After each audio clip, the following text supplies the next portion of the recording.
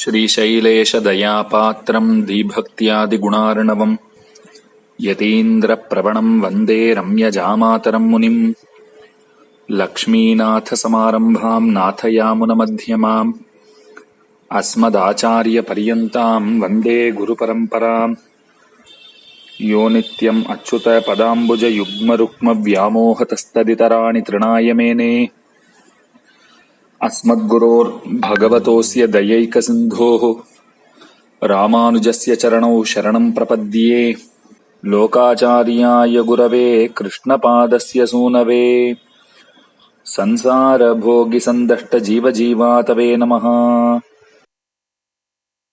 अस्मद्गुरुभ्यो नमः, अस्मत्परमगुरुभ्यो नमः, अस्मत्सर्वगुरुभ्यो namaha. I offer my respects to all my teachers. We're continuing on with our discussion of Artha Pancakam by Pila Lokacharya. We're reading from the translation by Alkondavilli Govindacharya. So up until now, we have discussed two different sections, I think 2 or 3 different sections. And we come to, 3 different sections. And we come to the 4th section. The 4th section is about upaya. Upaya means the means to liberation. So that is also divided into 5 sections. So, upaya swarupam, or means principle. And there's a footnote there. We'll have a look at the footnote. The footnote says, see the soteriological table in our Bhagavad Gita, pages 573 to 574. So if anybody wants the Bhagavad Gita of Alkondavilli Govindacharya, I can provide that. You can look at that. This truth or principle is subsumable under 5 categories, like the other principles. And they are, number 1, karma, works. Number 2, jnana, knowledge. Number 3, bhakti, love or faith, love faith. Number 4, prapatti, surrender faith. And number 5, acharya abhimana, trust in the mediator. So, concerning karma, number 1, or works, karma or works are those activities that so discipline and mortify the body as to kill sin. Their performance is called karma yoga. It consists of sacrifice, yajna, charity, dana, austerities, tapas, and meditation, dhyana, prayers, sandhyavandana, the 5 great sacrifices, panchamahayajna, right? Fire sacrifice, agnihotra, holy pilgrimage, tirthayatra, holy residence, punya chetra vasa, living expiatory and purificatory rites, kricha and chandrayana. These are types of fasts, right? Different types of fasts recommended in the Dharma Shastras if you've committed some sins as prayaschitas to make up for the sinful activity. Holy river bathings, punya nadi shnana, vows, vrata, the quarterly sessions, which is his idea of translation of chaturmasya, which means the vows taken in the 4 months of the rainy season. Living on fruits and roots, phala mula asana, study of holy works,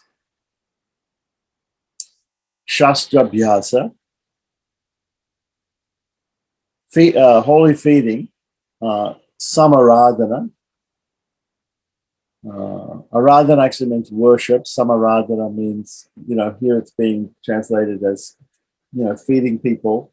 It will be feeding people, holy food, prasadam. It could be, in Sri Vaishnavism, there's the term dadyaradhana. Dadyaradhana means where you invite people and you give them prasadam and feed people. Silent holy repetitions, japa, oblations to the ancestors, tarpana, which is done with water and till or black sesame. Each, etc. These constant occupations for the organs of the senses, the organs of action, right? So there are five gyanendriyas and five karmendriyas, right? Organs of sense and organs of action. Prevent the senses from contacts worldly and consciousness is thus weaned from their contemplation. The consciousness streaming out through the senses to worldly objects, when prevented from sensuous experiences, stands in need of engagements otherwise. And these are afforded in the soul itself. In other words, consciousness is turned away from the objective and turned inwards to dwell on the subjective. The process entitled inhibition. That's an interesting translation of the word inhibition. Or introspection. Introspection seems to be a better term for this. This process is divided into the eightfold stages. So we know these eightfold stages basically from the Patanjali type of yoga, or Astanga yoga as it's called. Yama, Niyama, Asana, Pranayama, Pratyahara, Dhyana, Dharana, Samadhi. Right? So Yama and Niyama are rules, do's and don'ts. Asana means sitting postures. Pranayama means controlling the breath, right? Pratyahara, dhyana means meditation. Dharana means to carry with you or remembrance. Samadhi means deep contemplation. And pratyahara, an exact translation of pratyahara, let's just have a look in a dictionary and just have a look at what that means exactly.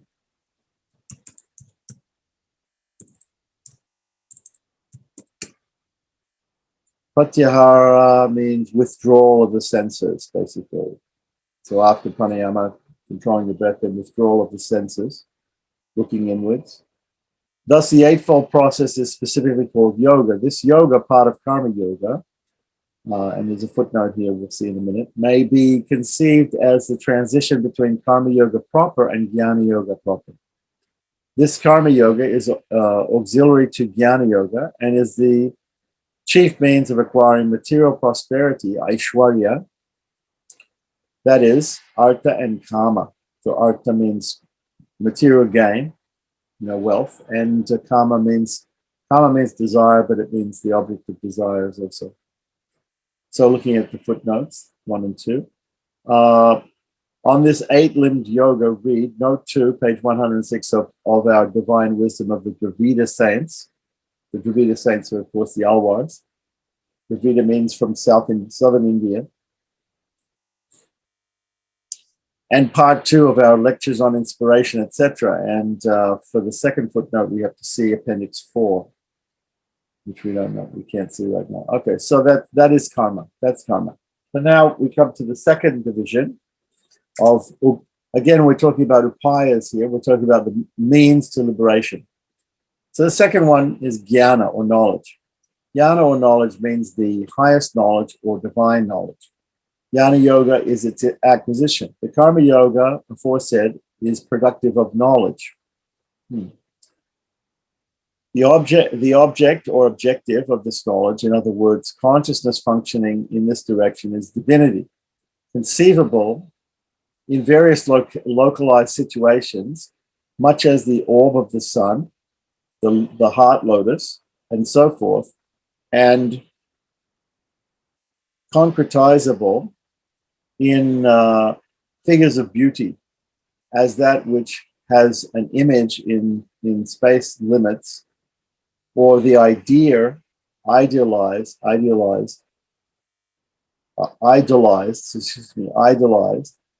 bearing the discus and conch, attired in radiant robes, bedight with crowns and corselets, armlets and anklets, mated with Shri, and so forth. Okay, so that's a very flowery way of saying that there are these different aspects there's these different locations that we can worship the Supreme in the heart, in the sun, in the deity, in anything beautiful. We can conceive of the Lord. We can meditate on the Lord. Anything beautiful or anything unique in this world. Just as Lord Krishna in the Bhagavad Gita, he describes different unique things and beautiful and great things as being an aspect of himself. So God is thus conceived as confined in contours of bewitching beauty. This is the special manner in which it is yet allowed man to realize, and there's a footnote here we'll have a look at in a second, the divine spirit in actual presence and for profit.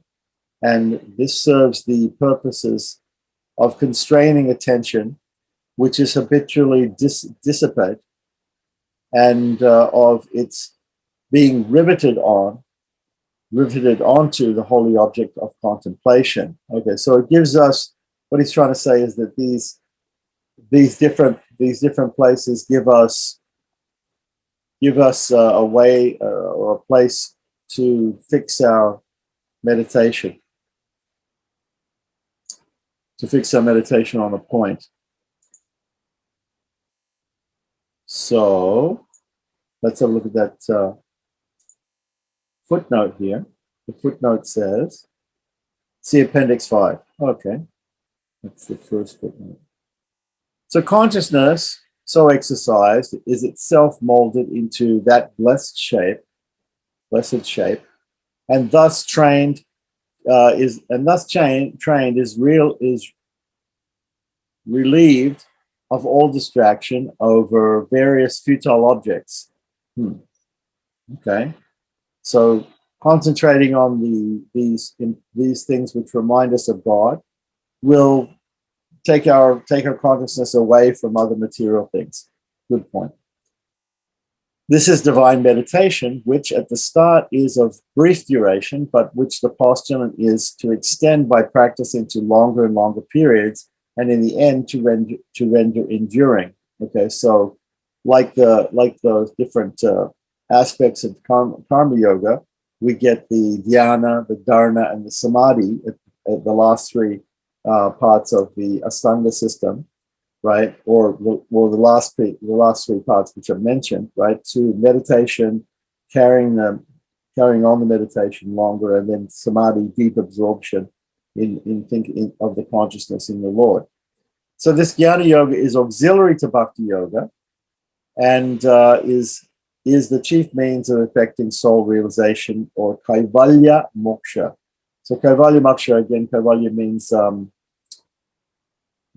isolation, the liberation of isolation, where one simply enjoys the bliss of the soul, which is called Brahmananda. Yeah, self-realization. We call that self-realization rather than God realization. God realization is the actual ultimate means that we're interested in, because only by God realization do we get a loving relationship where we can serve the Lord. Okay, so Jnana Yoga specifically brings us to that point of Kaivalya Moksha. Okay, section number 3, Bhakti is love. Bhakti Yoga is the practice of loving faith. Fixture of consciousness, or jnana, knowledge, right, on an idolized ideal object of beauty is described to be its persistence and insistence thereon, like the streaming filament of a fluid substance uninterrupted in flow.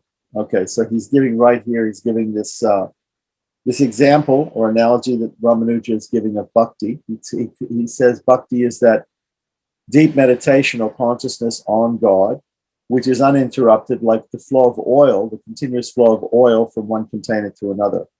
This is mentioned in Sri Bhashya. So we know that when we pour a viscous liquid like oil from one pot to another, the stream appears to be an unbroken thing, right? So this is the idea of the consciousness should be unbroken, and Bhakti Yoga means consciousness of the Lord. So far, the experience obtained from such fixture is what pertains to the province of Jnana Yoga aforesaid. So each one of these seems to be carrying on from the last one, and have some element of the previous means. But when the experience partakes of the nature of love, or becomes a loving experience, it obtains the name bhakti. The practice of this loving experience of loving faith, is bhakti yoga. In its onward progress, it becomes more and more intense and rapturous. Instead of compelling as it was, it has become inviting. Instead of repelling as it was, it has become bewitching. Effort is merged in craving, self-assertion given place to self-abandon. We could say self-abandonment. The heart has become poured into the intellect, or rather the intellect has become fused with the heart. The purely mental has become united with the emotional. And the footnote says, Bhakti exists wherever heart exists. All conjecture of borrowing of Bhakti by one nation from another, and by Hinduism from Christianity, is therefore from consideration of the intrinsic human nature and its instinctive promotings, waste of breath. I'm not sure what that means. And all further speculation on such lines seems a waste of brain. Okay, so what he's saying is that there are some people who say that Hinduism or Vaishnavism or Hinduism in general, right, took this idea of loving devotion from Christianity, and that it wasn't there in Vedic Hinduism, it wasn't there at all. And so they say it was borrowed from Christianity. So this is the idea of some early Indologists who were Germans and Englishmen who came and who began to analyze Hinduism or Vaishnavism. So he doesn't obviously agree with that idea, right? So he's saying basically, since the nature of love is there intrinsically in all human nature, in all societies and all peoples, right? We can't say that this is a thing which is taken from one society or one social culture to another. Okay, so continuing on. Sin is deed wrongly done, and is what confines one in the prison house of flesh, cutting off from it all the ways of emancipation. Okay, so that's his definition of sin. We could also say punya or piety. Piety can also be material piety. Good works like, opening hospitals, digging wells, being charitable, like that. That can also keep us by giving us karma or reactions that keep us here in this material world. So they also cut us off from emancipation. So sin has a greater meaning here than just deeds that are wrongly done, but also deeds that are rightly done, or pious deeds. Okay, but here he's saying, he's talking about sin, which is deed wrongly done. It is put in three clusters. Okay, so what he's talking about sin, when he's talking about sin here, he's not just talking about the deed which is wrongly done, but the reaction to the sin, reaction to the deed. So the reaction to the deed is called karma. And he's defining the reaction in three ways: sanchita, prarabdha, and agami. So let's just look at the footnote there for explanation of those three terms. Sanchita is what is stored like grain, right? So we have a storehouse of sinful reactions or pious reactions to our material actions. Prarabdha is so much of it as it is taken out of the store for actual use. And agami is what is being sown for a future harvest. And when harvested, it is added to sanchita. Okay, so that's how he explains, that's the analogy he explains the three types of karma. All the yogas have the virtue of sin killing. So, karma yoga, jnana yoga, and bhakti yoga. We've discussed three yogas here. They all have this. They all have the virtue of helping us to get rid of sin or the reaction to sin. These three different reactions. Whereas this virtue is partially affected by karma yoga, and the jnana yoga processes aforesaid. The residual or the residue of the parabdha karma, which is left untouched, is also entirely eradicated or effaced from the pages of the soul life by bhakti yoga. So bhakti yoga is greater than karma yoga and jnana yoga, and here's the reason why. He says that although karma yoga and jnana yoga can help us get rid of sanchita and agami karma, only parabdha karma can only be gotten rid of by bhakti yoga.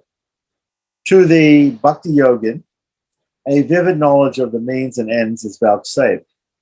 In other words, the true perception of what constitutes the means of salvation and what constitutes the end, or what salvation really signifies, is imparted to him. So unlike karma yoga, which really doesn't give us a concept of the goal, right? Although it helps us towards the goal of emancipation or liberation, jnana yoga gives us an idea of the goal, but the goal of jnana yoga is more or less kaivalya mukti or mukti or brahmanabhava, the self-realization, the realization of the soul only.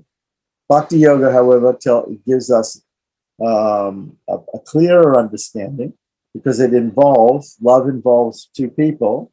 It involves a relationship between two persons, and therefore the whole idea of God and being served by the living being comes into play in this bhakti yoga.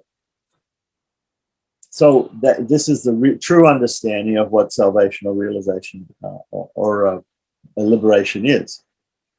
Okay, so these are cover the first three. The first three sections are covered: karma yoga, jnana yoga, and bhakti yoga.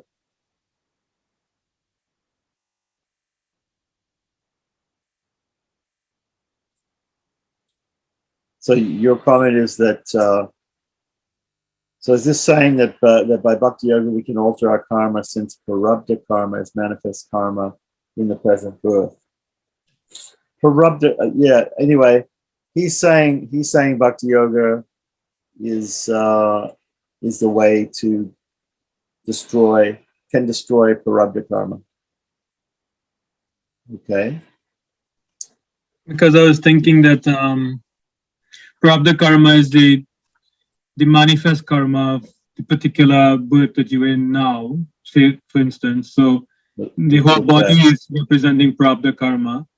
And the things that you have to go through in this life, good and bad, is, that portion of the Sanchita karma that you've taken.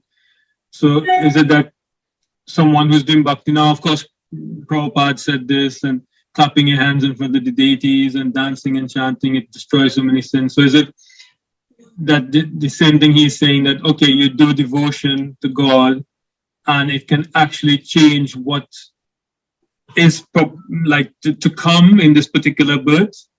That if you were going to get really, really sick or something later on, probably. This is what he's saying. That's what he's saying. That's what he's saying. Whereas he's given the analogy here of sanchita as being karma which is stored like grain, in a silo, and parabdha is as much as of it is which is taken out for actual use during this birth, and agami is what is being sown now by our activities now at the present, which will be harvested and will be added to the sanchita. That's what he's saying. That's his definition of karma. So, and then he's saying that parabdha can be altered by bhakti yoga. Okay. So, so then we have karma yoga, jnana yoga, and bhakti yoga. They all seem to flow on from each other. And only really when we get to the stage of bhakti yoga do we really understand the true nature of the relationship between ourselves and God. Up until that, it's all been about self-realization. And even in Karma Yoga, there's not a true definition of self-realization. So now here comes the fourth means. The fourth means is property or sharanagati, which means surrender, right? So property is loving surrender or sacrificing faith or resigned trust in God. The practicing of this is property yoga. In other words, it is the means of unreservedly placing oneself in his hands and ridding oneself of all notions of securing salvation by self-effort. It is the attitude of mind entirely resigned to his will. This is real renunciation or sannyasa. Sannyasa means renunciation. And you can also note that nyasa, the word nyasa, which is the base word which sannyasa is made from. Nyasa means to place. So we're basically placing our faith in the Lord, all our faith in the Lord, placing ourselves at the feet of the Lord. And that is what, so nyasa, also the nyasa vidya, which is one of the 32 Upanishadic vidyas mentioned in the Vedas, right, is the Vedic origin of property. So bhakti yoga supported by karma yoga and jnana yoga, which is basically what we described before, as described above, becomes a means that tries the utmost strength and capacity of mortals, right?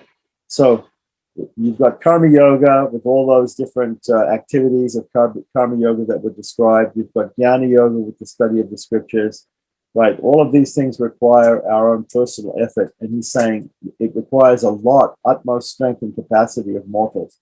So all of these things require a lot. And then bhakti yoga itself, with Shravanam, Kirtanam, Vishnu, all these different types of Navada Bhakti, they're also very, very, very much dependent upon our exerting ourselves very, with great efforts, right? And he's saying here, as described above, becomes a means that tries the utmost strength and capacity of mortals, nor is it compatible with the nature of those souls that have realized their essential nature, their relationship with God. Okay, so for those persons who realize that their true nature, what is the true nature of the soul? The true nature of the soul is to be, we are owned, controlled, supported. We're completely owned, controlled, and supported by the Lord and the Lord only. So if we know that's our true nature, then we naturally come to property.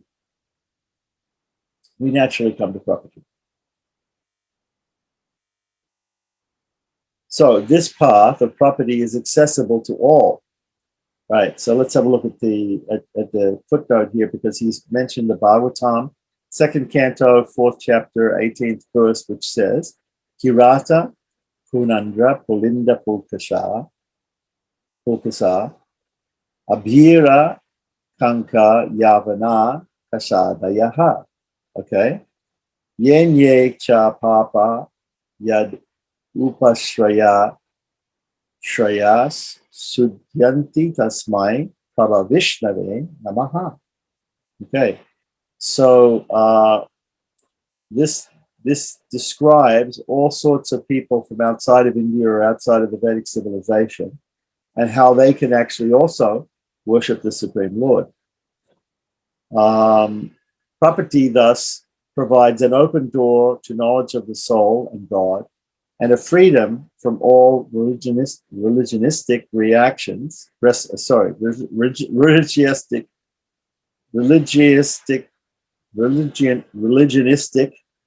Interesting. Restrictions. So there might be some restrictions in different religions, especially in Hinduism, about people from outside the Vedic civilization, to which the other means or paths are necessarily subject. So he's saying karma yoga, jnana yoga, and he's even saying bhakti yoga may have some restrictions as far as people, from different cultures outside of the Vedic culture are concerned. Freedom is here granted to all to meditate on the highest problems of life unhampered by social conventions. Okay, so property means basically that there are none of these social conventions, even Vedic social conventions, which are hampering us from taking up the path of property. A franchise of religion is here granted to all. Okay, so that's a good thing, right, for those persons who are from outside of the Vedic civilization or society. This path of property is accessible to all. Now, irrespective of caste, color, or creed. Caste, color, or creed, right? And in brackets, he puts Varna and Ashrama. So the Varna Ashrama system is that he's talking about here is the one which is in Indian society or Vedic society, which has come to be known as the caste system. And therefore, property doesn't care about that. It doesn't hold those things or those rules, those social rules, as being a prerequisite. And soon bears fruit. Soon bears fruit means that these other paths may not bear fruit very quickly, while the other paths are circumscribed by a variety of conditions. So Karma Yoga, Jnana Yoga, and Bhakti Yoga, right? They have so many conditions. In order to be performed perfectly, there are so many conditions. The mental act, I trust thee, Lord.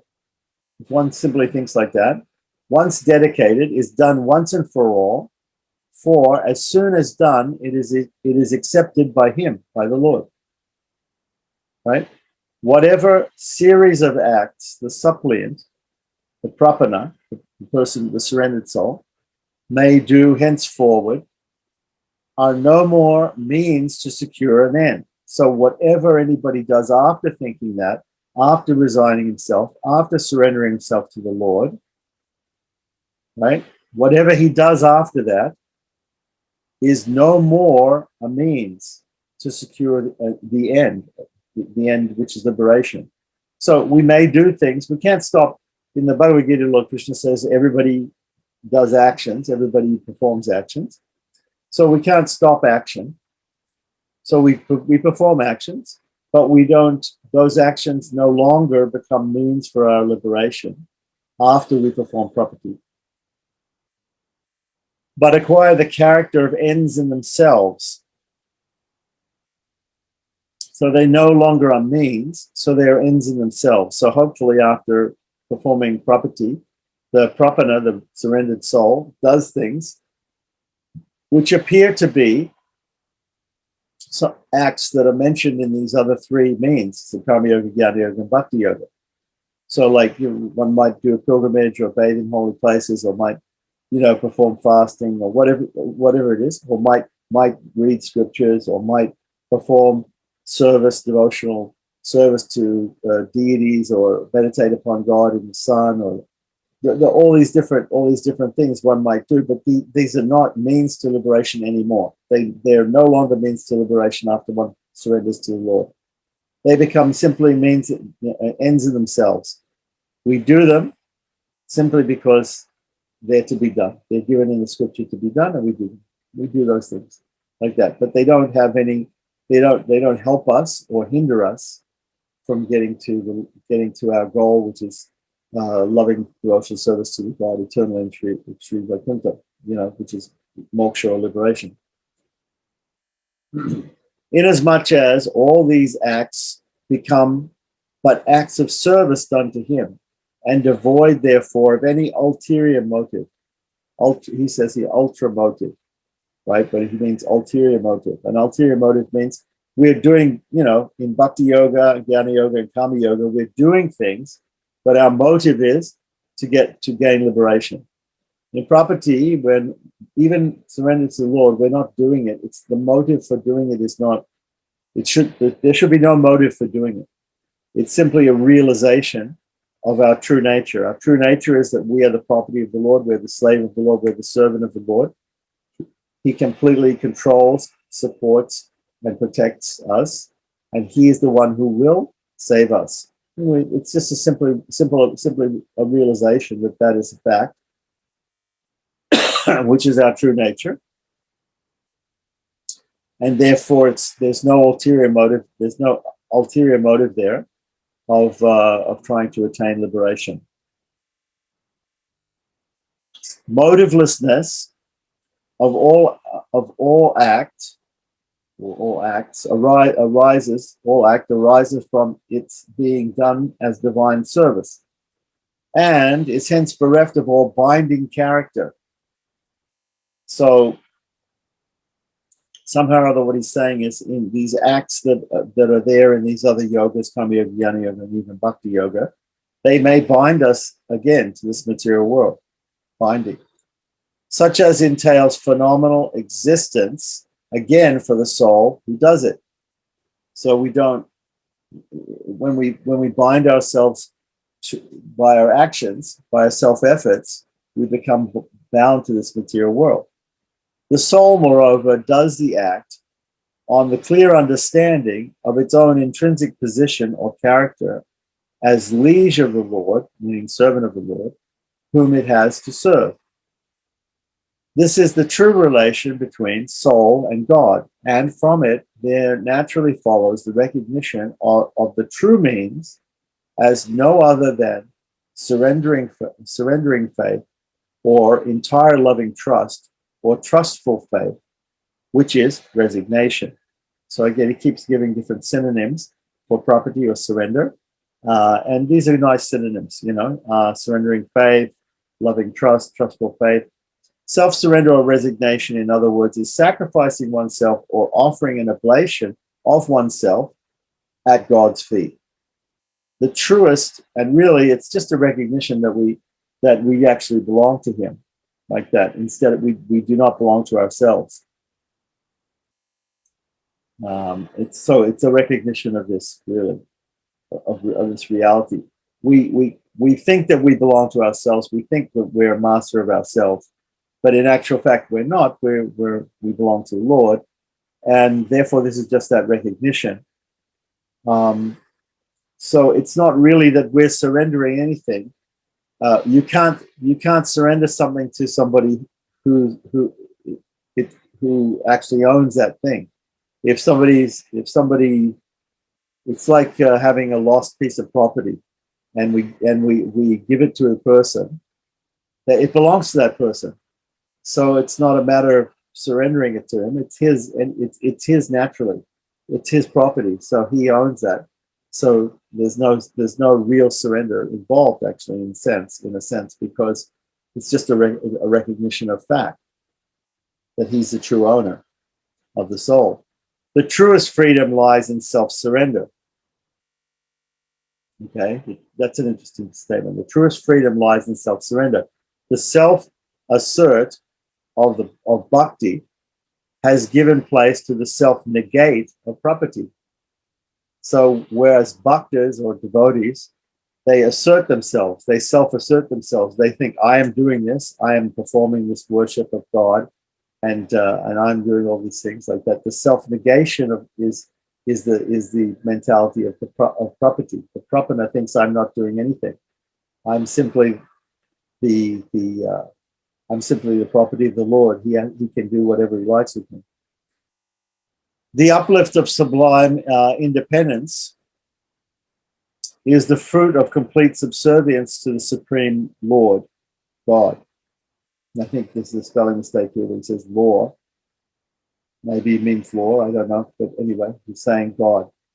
So the uplift of sublime independence is the fruit of complete subservience to the Supreme Lord. So what he's saying is, above he said that in these other situations, there is a tendency, even if ever so slight in Bhakti Yoga also, of the ahankara, which keeps us here in the material world. What's keeping us here in the material world, right?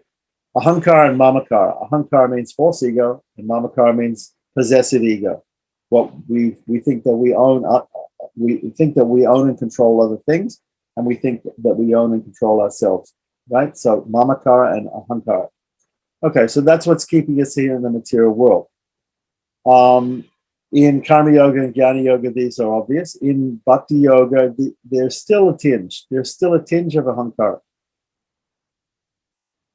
because one feels that by his own self-efforts, one is going to achieve his goal, the goal of moksha, like that. So this is very, of course, the Bodhagalites might not agree totally, but the Southern school, the Tengalite school, will definitely say like this, that that there's complete independence, right, from mamakara and ahankara, from I-ness and minus, only in property. So property is of two kinds. There's two types of property, two main divisions, let's say. Dripta, or patient, and artha, impatient.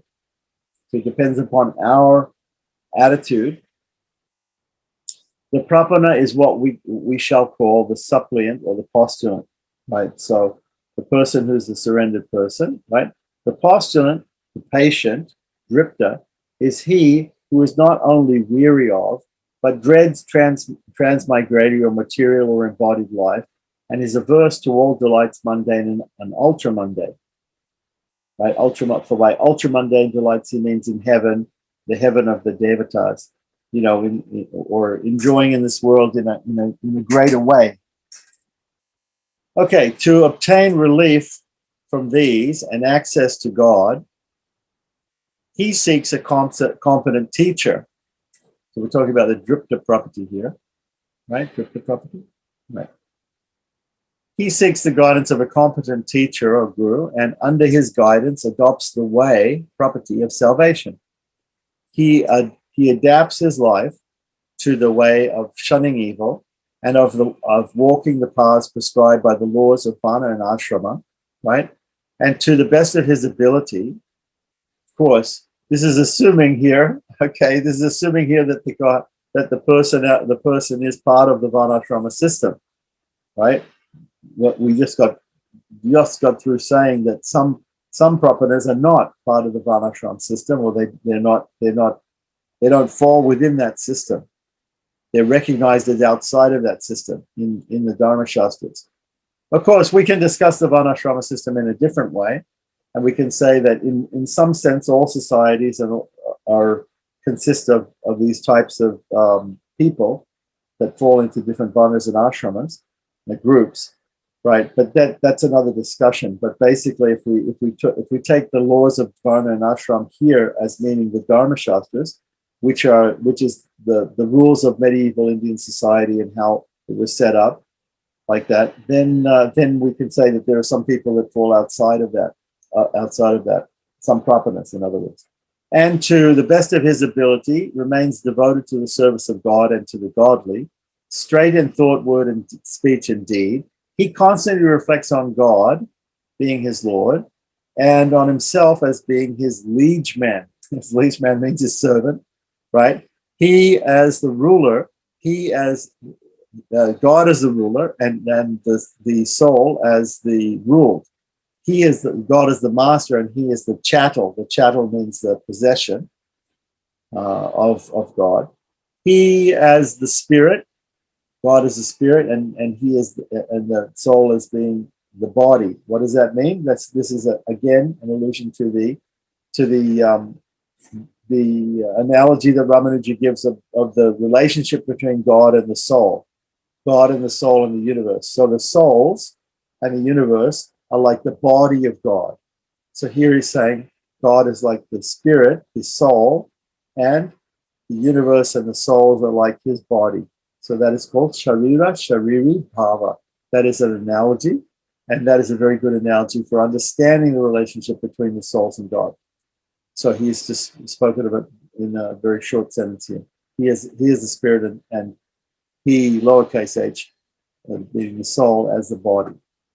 He is the pervader, and he is the pervaded. So the Supreme Lord Narayana, Lord Vishnu, Lord Vasudeva, he is pervading everything. We've talked about this before. The word vyapaka in Sanskrit means to pervade. So he's pervading everything. He's all pervasive. What is he pervading? He's also pervading the individual. The individual soul is pervaded by God also.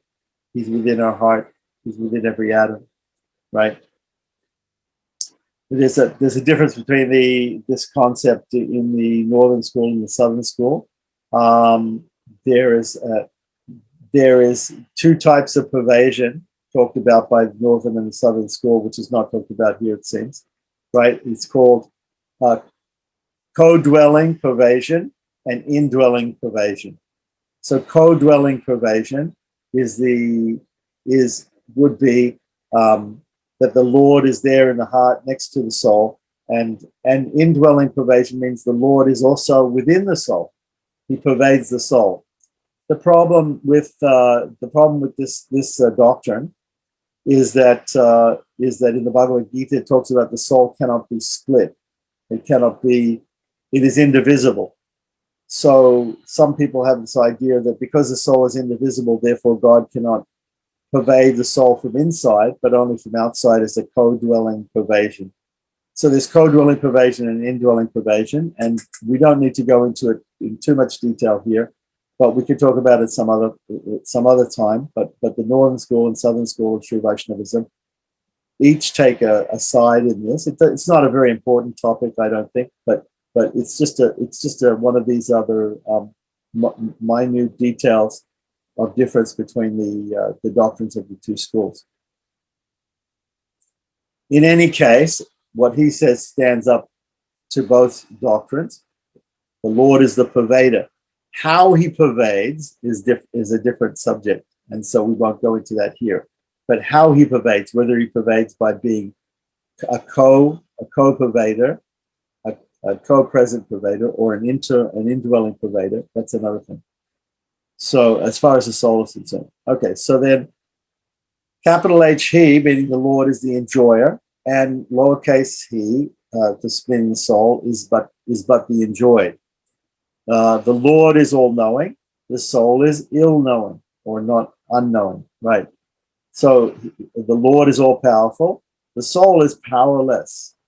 The Lord is the full, and the soul is the void. That's an interesting sentence. I'm not exactly sure what he means by that, because the soul is minute. Okay, so what he's basically saying here is the words vibhu and anu. So vibhu in Sanskrit means all-pervasive or big, and anu means microscopic, or very small. So he is the all-sufficient, God is all-sufficient, and the soul is all-wanting. So here he's talking about the words swatantra and paratantra. So swatantra means self-sufficient. He doesn't need anything else or anyone else, right? That is the Lord. And everyone else, apart from the Lord, is paratantra, is dependent upon him. Everybody else is dependent upon him. So thus reflecting, the postulant dedicates all to God, laying on him all his burden, meaning the burden of the reactions of his sins. What are they again? They're the sanchita, the agami, and the prarabdha and the agami karmas, right?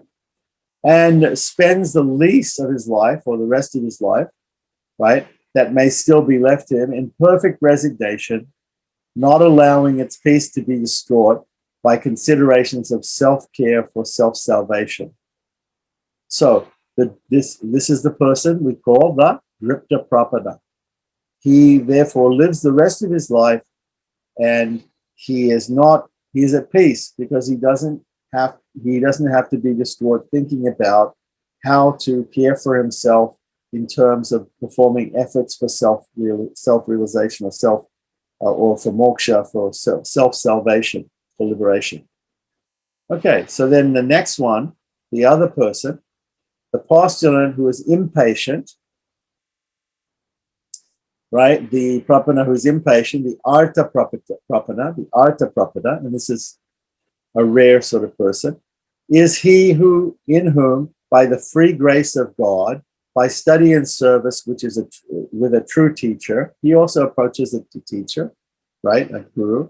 Wisdom has dawned from studying from the teacher, making him loathe all such bodies, places, and leaders as wean him from God. So he's disgusted, or he loathes anything which is not reminding him of God or taking him to God, and causing him to long for all such things as wed him to him, So he's longing for all such things that remind him or help him to think of God or serve God, right? He throws himself entirely on the mercy of God, saying, Lord, thou alone canst be my deliverer from all ills.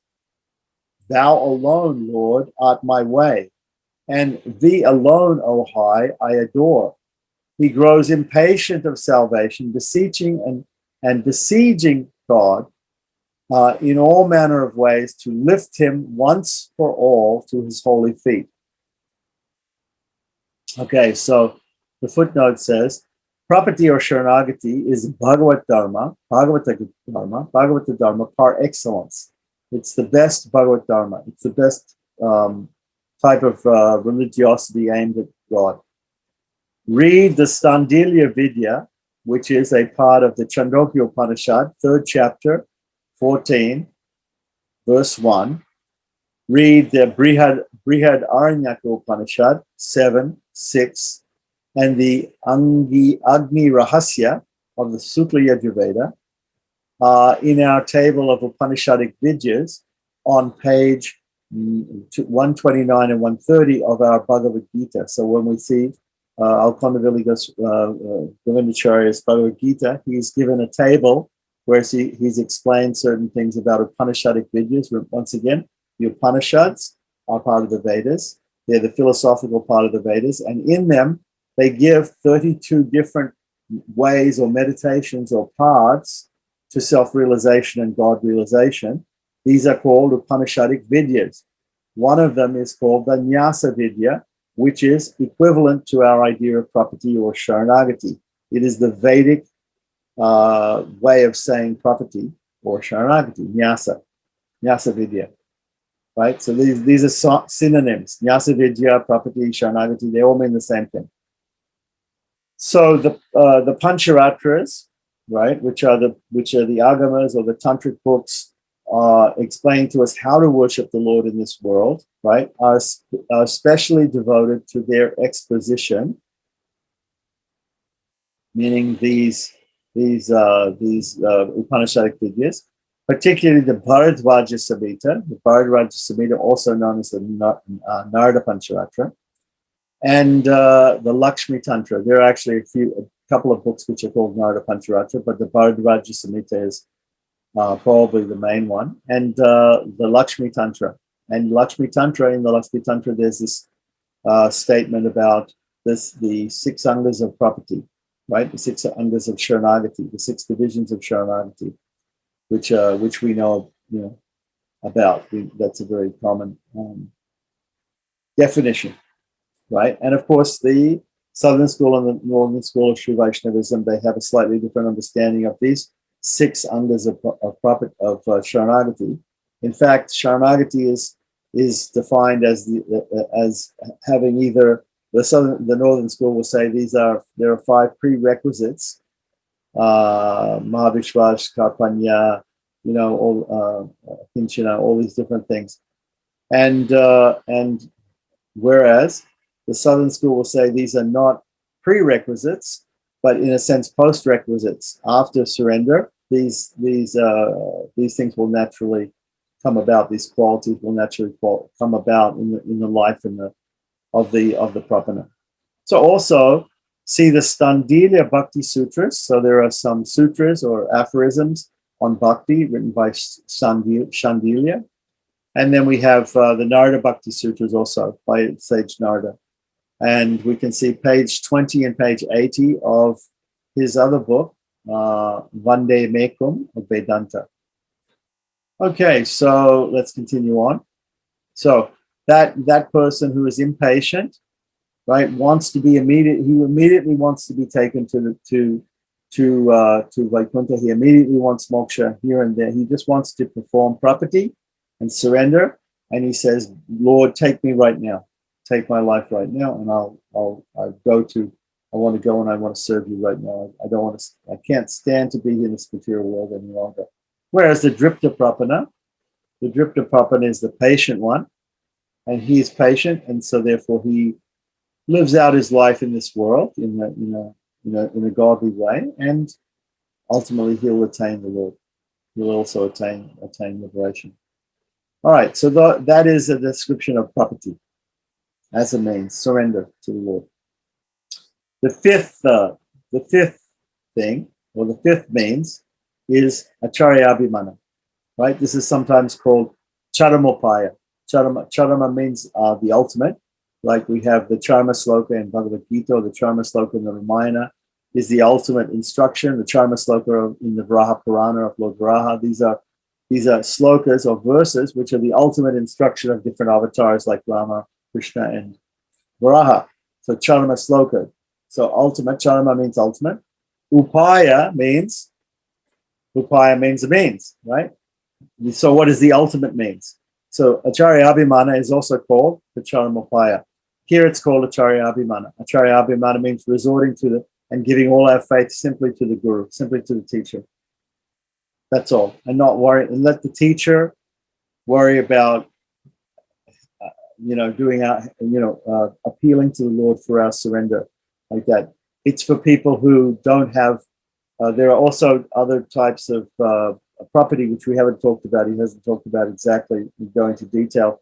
There's this swarta property where somebody knows how to give property or surrender to the Lord themselves. Then there's other types of property. Normally we go to an acharya, and the acharya assists us in doing our property. But here, the Acharyabhimana, the acharya does everything. So just like we can think of property to the Lord is just surrendering to the Lord and not doing any self-efforts. Acharyabhimana is like surrendering to the Guru and not doing any efforts, like that, letting him take over the process. So Acharyabhimana is sometimes talked about as the ultimate upaya, the ultimate method, the charamopaya. So Acharyabhimana is either, and this is described in full and more in the book Acharya Hridayam, which is written by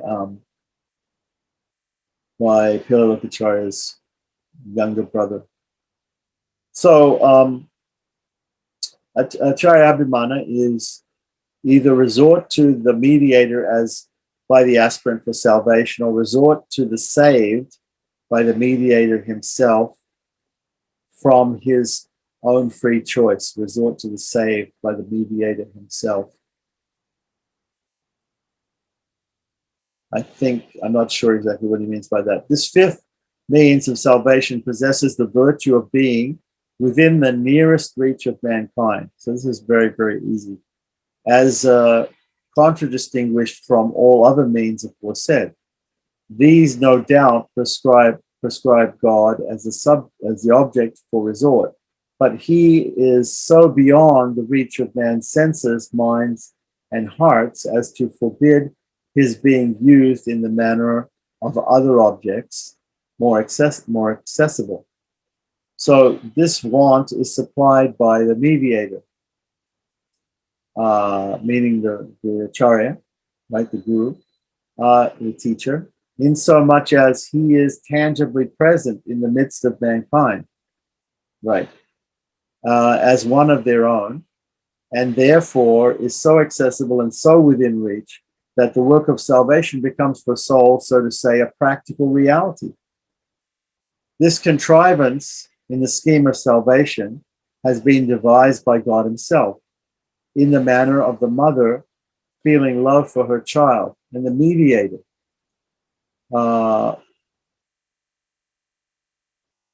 Patent to all mankind, patent or parent, I'm not sure if this is going to say parent to all mankind, is the result. Patent to all mankind, I'm not sure. Okay, so anyway, seems to think here like the teacher has this love for the students, just like a mother has a love for her child. The mediator sees his children as weak and helpless, incapable of shifting for themselves. He stretches out his hand to them on the one side to lift them up, and he stretches his hand up on the other side to present them to God as fit objects for his mercy and compassion. The function of the mediator is thus twofold. He is the mother who is ready to sacrifice her own comfort for voluntarily treating herself by voluntarily treating herself to medicine and regime for the sake of saving a sick child. And he is the servant who, by such act of self-sacrifice, performs a great deed that pleases his master, God, who, of course, in the first instance, delegates him or deputed him for this loving task. Okay. He submits to personal suffering in order to redeem the fallen. The mediator, then, is the ready means under the grace of which souls may take refuge and shape their conduct entirely at his sole bidding. The resort to a mediator is both an independent means and an auxiliary means to the other means aforesaid, just as God himself, the eternal, is both directly the goal and indirectly the goal as the spirit indwelling in all lesser gods of the pantheon. Okay, so this is important, the point. The important point here is that the mediator, we have two different mediators that we talk about in Sri Vaishnavism. We have the Acharya or the teacher, right? And there are many different types of teachers, but the Acharya or the teacher. And then we have also Sri Devi or Mahalakshmi is also a mediator or mediatrix is the female version of mediator. So she is a mediator. So in a sense, the Acharya is also the representative of Sri Devi. So in the Sharanagati Gadyam, right, when we surrender to God, when we're doing Sharanagati or property, the idea is to first of all approach Sri Devi or Mahalakshmi. And she is she is Jagan Matram Asmad Matra, is how Ramanuja calls her, our mother, the mother of the universe, like that. So she will help us to surrender to the Lord, like that. So she's a mediator. The Acharya is her representative here in this world to help us do that thing. So the Acharya has this mediator role, like that. So what he's saying here, the resort to a mediator, either Sri Devi or the Acharya, but here he's talking about the Acharya, right? Sri Devi is also an Acharya in the Guru Parampara. She's the first Acharya after the Lord, right, in the Guru Parampara. So says here that there is both an independent means and an auxiliary means. Now, what does that mean? Okay, so what he's saying here is that surrender to the Guru in itself is a means by itself, without surrender to God. Just surrender to the Acharya, surrender to the teacher, that is enough. Or surrender to Sri Devi, that is enough. Because she is going to make sure, and the Guru, he is going to make sure to lift the soul up and to present them to God in such a way that God accepts them. Okay, so it can be an independent means. At the same time, it's normally not an independent means. It's the normal situation is that a person wants to surrender to God, and so one takes to property, so Sharanagati to the Lord, and also surrenders also at the feet of an Acharya or a teacher, like that, and also to Sri Devi. So it's done. It's also an auxiliary means. So it also goes along with property. So it's very, very rare that we see people who have only taken to surrender to the Guru or to the Acharya. So the main example of this is Madhura Kavi Alwar. So out of the 12 Alwars, there was one Alwar, Madhura Kavi Alwar, who was a disciple of Nam Alwar, right? And he only had one prayer. His prayer was called Kanunam Siratamba, and it is 10 stanzas of praying to his Guru. It was not in praise of God directly, but indirectly it does praise God, of course, but directly praising his Guru, and therefore he is understood to be the example of this, of Acharya Abhimana, or what we call Charamopaya, right? The ultimate means, right? As an independent means. Whereas we have other people who also surrender to the Acharya, but they're also surrendering to God at the same time. So the example of this Acharya Abhimana or Charamopaya is the main example is Madhura Kavi Alwar. There's also another story about a person who was a cook for Ramanuja, and I think I've mentioned this before. He was cooking milk, he was boiling the milk, and Ramanuja told all his disciples to go out and worship the Lord who was coming in the procession around the temple in Srirangam. and this person refused, saying that you go and worship your God, I'm going to worship my God. My God is you, O Ramanuja. You are my Acharya. I don't know God. God is there in heaven. He may be in my heart and somewhere. I don't know him. All I know is my Acharya, and therefore I'm dedicated to my Acharya service only. Even if you tell me I should go and worship God, I can't do that. I have to only think of you, and therefore I'm going to stay here and watch the milk boil. Okay, because this is for you. So that is the end of the part about Acharya Abhimana. Now there's a footnote here, so let's go down to the footnote and see what he says in footnote number 1. So once again, let's just go for that last sentence, which is actually a paragraph long. The resort to a mediator is both an independent means and an auxiliary means, as I mentioned, to the other means aforesaid. The other means being Karma Yoga, Jnana Yoga, Bhakti Yoga, and Prapatti, right? Just as God himself, the eternal, is both directly the goal and indirectly the goal, as the spirit indwelling in all lesser gods of the pantheon. Okay, so that last part of the sentence, let's explain that. God is directly the goal. Everything that we do is predicated on the idea that we're surrendered to God, we're serving God, meaning Sriman Narayana. But there are other lesser gods, which he calls gods, which we call devatas or demigods, right? Other beings that are higher than us, even in this material world and in heaven, like that. And within each of them, or even other persons, right? And within each of them, right, there is also an indwelling spirit and a super soul, a jivatman and a paramatman, right? And God is there living within that other person too.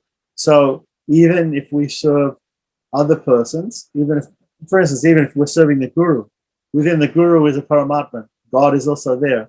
So in a sense, we're also serving God indirectly by serving the guru. So we shouldn't forget that, right? Okay. So then let's have a look at the footnote. The footnote here says the students of the Gita will be interested to read in this connection, right? In the connection with the fivefold means, right? The fivefold means is what we've just discussed.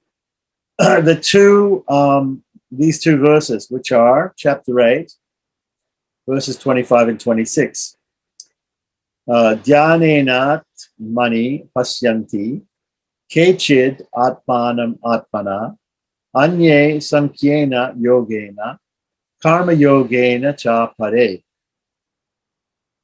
anye tvevam ajanataha shrutva nyebhya upasate tepi cha titarantyeva Mrityum Shruti Parayanaha. Okay, so just as to many gods of Hinduism smacking of polytheism, right? So here, of course, we just explained that within all these other devatas and everything, there's a Paramatma, and also Sriman Narayana is there. So indirectly, those who worship other gods, right? They also worship Sriman Narayana, and there's a beautiful sloka by Adi Shankaracharya which gives this doctrine. It says, Akashat patitatoyam yata gacchati saganam sarvadeva namaskaraha Sri Keshavam patigacchati. Keshavam, of course, is a name of Krishna in the Bhagavad Gita. So Keshava means Lord Sriman Narayana or Krishna. And so Keshavam patigacchati means ultimately the prayers that are made to all these other deities ultimately go to the Lord. They go to the Supreme Lord. So, and how is that? The analogy given by Shankaracharya is as water falls from the sky, right, and goes into the rivers and ultimately goes to the sea, right? So akashat, from the sky, patita, falling down, toyam, water, as water falls from the sky, yata, gachati sagaram, gachati means go and goes, and thus goes, yata gachati, sagaram, to the sea, Sarvadeva Namaskaram, all the prayers that we offer to all these other personalities, right?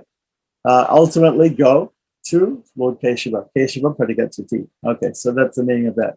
So Max Mueller, however, and other Indologists, German and English Indologists, they studied Hinduism and they came to the conclusion that Hinduism was polytheism, Polytheism meaning that there are many, many gods. That's not true, right? And in fact, he's using the word gods here, the other gods. Normally we wouldn't say that these other. We would say there's only one God. That's Sriman Narayana, and the others are other deities. There are other deities, but they're not God. They're other great personalities within this material world, empowered by God to do different things, right?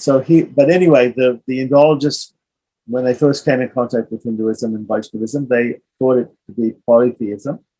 Okay, so Max Mueller justified the hidden significance of this by the term henotheism.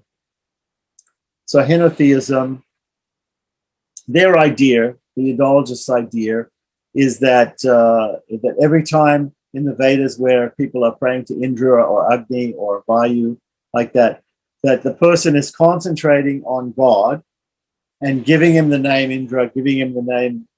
So this is called henotheism, where you've got all these different gods, right? And somehow or other, when we concentrate or pray to one particular one, we think of that one as being supreme, and we disregard all the other ones at that particular time when we're praying to that one. That is called henotheism. Okay. So, but the true significance has after all been discovered by only one scholar that we know of, Dr. Grierson, in his paper, The Monotheistic Religion of Ancient India. So, and I believe that Grierson wrote a I think we noted that Grierson wrote an introduction to some of these Sri Vaishnava books. So he was one who actually understood that it's not polytheism, it's not henotheism, but it's actually a type of monotheism. It's actually greater than monotheism, because Vishishtadvaita is not just monotheism, but it's a type of it's panentheism, which means God in all and all in God, right? Pan-en means in, so pan means all, right? Just like we have now a pandemic, that means that everybody's got a disease. So pan-en means all in God. Panentheism. Theos means God. So panentheism means all in God, God in all. So this brings us back to the idea of Sharira Shariri Bhava, the concept of God being the soul of the world and pervading it from the inside and also from the outside. So panentheism is the system of Ramanuja, which is called Vishishta Advaita. We can also call it a holistic type of theism, a holistic type of Vedanta, right? It's holistic because it takes into consideration the whole. God is the whole, but God is also indwelling in the whole. Okay, so that's why I say it's a greater concept than the concept of monotheism. So, but anyway, Grierson got this, at least came to a partial understanding of Vaishnavism or Hinduism or Sanatana Dharma, that it is a type of monotheistic religion, right?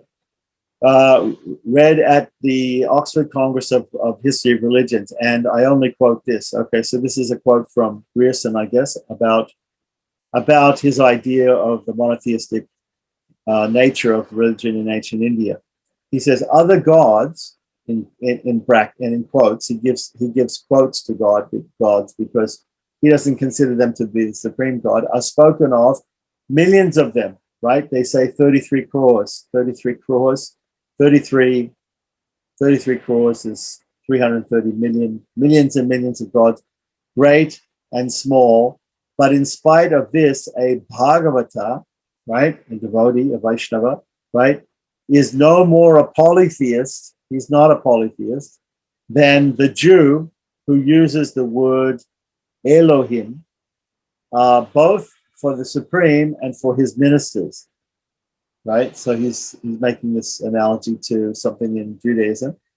Just so does the modern Hindu use the word Deva, both for the adorable and for his ministering creatures, Brahma, Shiva, and the rest, divine but finite.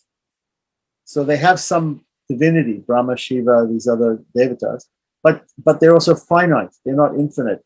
Whom he called into temporary being to fulfill his will. They're all serving the purpose of Sriman Narayana. Every living being is serving his purpose. We translate Elohim by God or by angel, according to its sense. So similarly, if we translate deva uniformly by God, no matter what idea it is meant to express in the original, it does not prove that the Bhagavatas were polytheists. But it does prove that we are bad and, what is worse, unfair translators.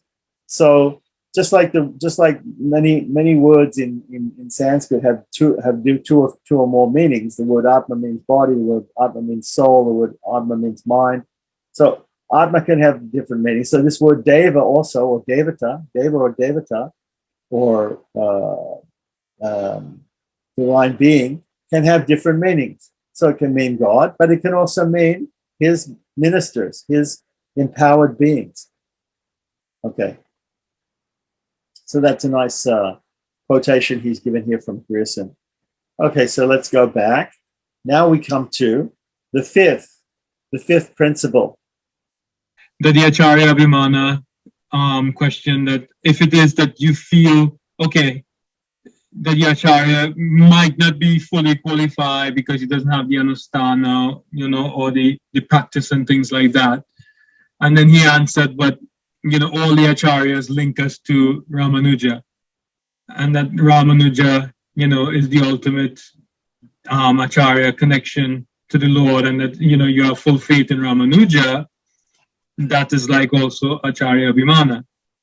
So I was just thinking about that because I know we have some devotees, Gaudiya Vaishnavas, who also believe like Prabhupada is everything, and even though you take initiation from a guru, that, Prabhupada is the one that's actually delivering you. So I was just thinking, is that the same thing? Is that similar in one sense that, they have just faith in Prabhupada and, even more than their own guru, and then it seems that, in Sri Vaishnavism, we also have that type of belief that, Ramanuja is the one that's delivering us and we have faith in him. What do you think about that?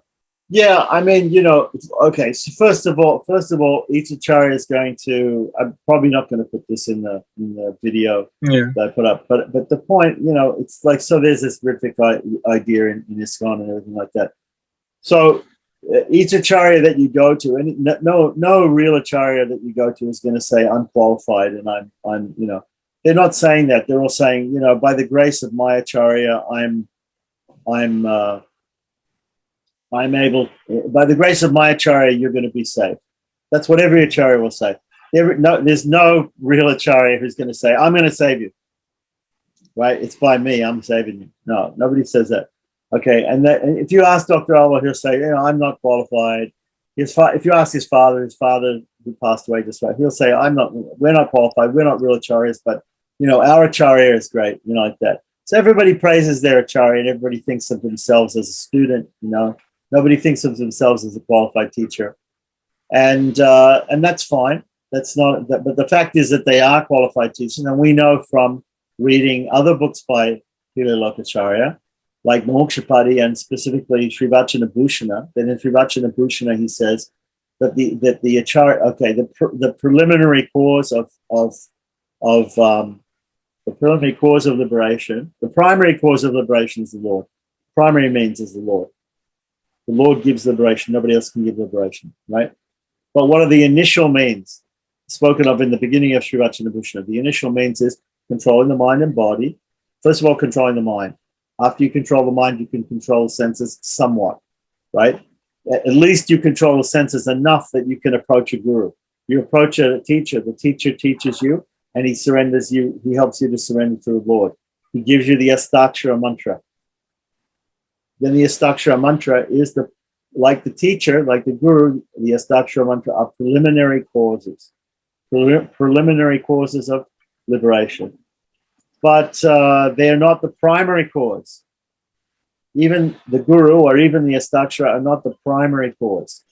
So here when we talk about Acharya Abhimana as being, it can be practiced as a separate means.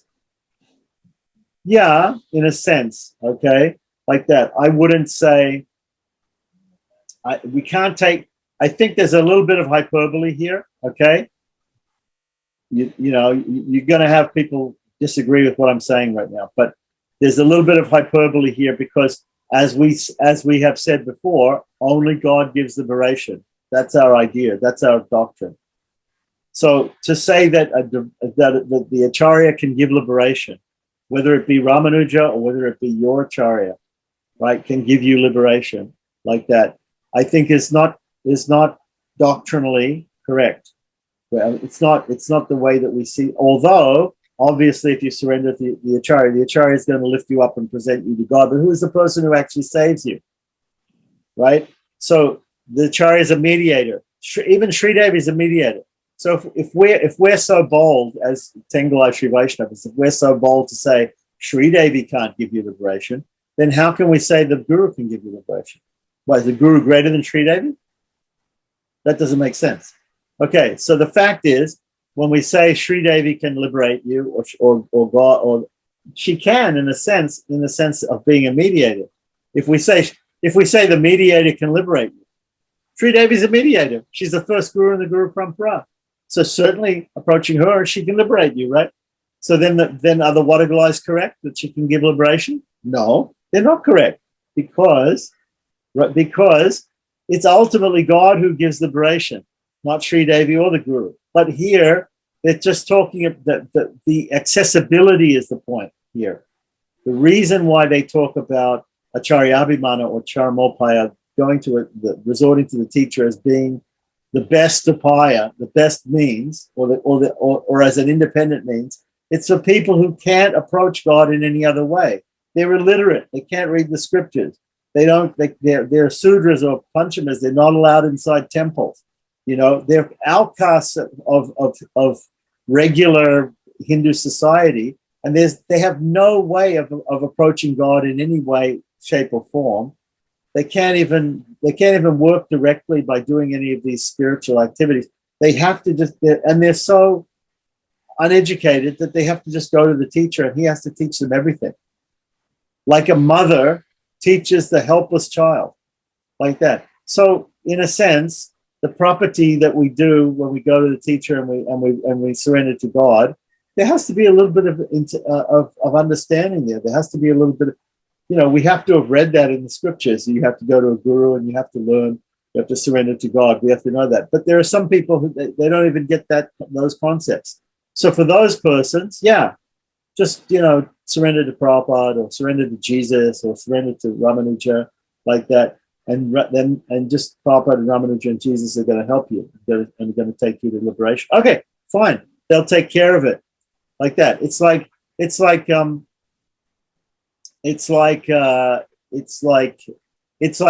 there are different types of travel agents. I'll give you this example. There are different types of travel agents. There's one person who says, I want to go for a trip. I want to go to Vaikuntha and serve God in Vaikuntha. Okay. So how do I do that? Well, I go on the internet, I go to kayak.com and I book my trip and I book my plane and I book my hotel and I book my rent-a-car and I book everything, right? That person is knowledgeable. Like that's what I would do because I know how to book a trip, right? But another person, he calls up a travel agent and he says, okay, I want to go to Vaikuntha and serve God. How do I do that? And the person says, well, okay. Well, we'll get you a trip, and he discusses it with the person, and he says, well, you can fly through the UK or you can fly the other way. You can fly over the pole. You can buy this ticket and it'll be nonstop. You buy this other ticket and there'll be 4 stops, but it'll cost you less, and blah blah blah. He just says all these things. Or would you like a small car or a bigger car? Or what kind of hotel would you? How many stars hotel do you want to stay in? So this travel agent is going to say to the person all these details, and if the person is a little bit knowledgeable about traveling, the person will say, "Okay, when I get there, I want to rent a convertible. I want to stay in a 3-star or above hotel. I want a nonstop flight because I want to go in business class. This, that, and the other." He'll tell the person what he wants, like that. That's like a person who is surrendering to God through the Acharya, but he's also knowledgeable, like that. Then there's another person who's completely devoid of knowledge. He doesn't know that he has to rent a car. He doesn't know that he has to rent a room. He doesn't know that he doesn't know the difference between business class and economy or nonstop or or going through different hubs and how to travel on an airplane. He doesn't know any of those things, right? So I think I gave this example before. This person requires wheelchair assistance to get to Vaikuntha. That person is the person who adopts Acharya Abhimana as an independent means. We all go to the Acharya. We all go to the travel agent, right? We all go to the travel, whether it's kayak or whether it's a physical on the phone travel agent, but not all of us require assistance at every level. So that person who calls up the travel agent and says, "Look, I have no idea about airlines, planes, business classes, the vegetarian, ordering a meal, anything like this, or getting a hotel, getting a rental car. I have no idea. Just do it all for me. Do everything for me and let me know when it's ready. And by the way, I need assistance even to get to the gate, to get to my seat. So I need wheelchair assistance." So there's that sort of person. That person is the person who performs Acharya Abhimana with, as an independent means. Yeah, that's my analogy for that. Okay, so there's different sorts of people like that, and therefore that Acharya Abhimana as an independent means is for that person. Now, Acharya Abhimana, resorting to the Acharya, right, is something which is also part of property. It's also part of property to God, and so therefore it can be an auxiliary to surrender to God. Just like we approach Sri Devi in our property first, for her to recommend us as a mediator to the Lord. Similar thing like that. So a guru is never going to say, I'm perfect, just surrender to me and I'll save you. He'll always say, my guru is like that. But we know that when we talk to Dr. Alwar, although he said like that I'm not qualified, my father, that we never think of ourselves as qualified. The guru is qualified, or Ramanuja is the person to surrender to, right? Like that. Although then they have those two terms in Sanskrit that are brought up by these ISKCON devotees who are partially Ritwik type thinking people. What they say is there's the Uparaka, the Udaraka and the Upakaraka. The Udaraka and the Upakaraka. So the Udaraka Guru and the Upakaraka Guru. So they say, Prabhupada, these ISKCON people, they say, Prabhupada is the Udaraka Guru. He's the one who delivers. Right? Prabhupada is the one who delivers. Jesus is the one who delivers. Ramanuja is the one who delivers. He's the Udaraka. He's the main guru. Right? These other gurus, the Upakaraka means the helper. Right? What is another name for Upakaraka? Ritvik, helper. He's the helper. He's the assistant. So your guru is just the Upakaraka. He's just a baby guru, and he's just a servant of Prabhupada, or he's just a representative of Jesus or a representative of Ramanuja. This is their philosophy, right? And he doesn't uplift you. But that's not what Sri Vachanabhushana says. Sri Vachanabhushana doesn't say that. Sri Vachanabhushana says the person who gives the Astakshara mantra is the main guru, right? Is the most important guru, because the Astakshara is the Lord himself. The Astakshara is non-different from the Lord himself. And therefore, that guru is giving you the Lord himself. And the Lord himself is the means. The Lord himself is the primary means. In the form of the Astakshara, you get him. Now, of course, the mantra is a little bit different from the Lord, even though we say it's exactly the same as the Lord. It's a little bit different. It represents the Lord, and it is the same as the Lord doctrinally. But the idea is, even beyond that, the mantra itself is not the means, right? So some people, they say, okay, property is the way to go to the Lord, and the Lord is non-different from the Astakshara mantra, and therefore I get the Astakshara mantra from the Guru, and therefore I have to practice the Astakshara mantra. So I have to chant, 16 rounds or whatever it is. I have to chant so many mantras, Astakshara mantras, and I have to fully understand the meaning of the Astakshara mantra. And only by chanting and by understanding the meaning of the Astakshara mantra, I'm going to go to Vaikuntha, because it says so in the Upanishad, Om Namo Narayana iti mantra pasikaha Vaikuntha bhuvana lokam gamishati, right? So it says that.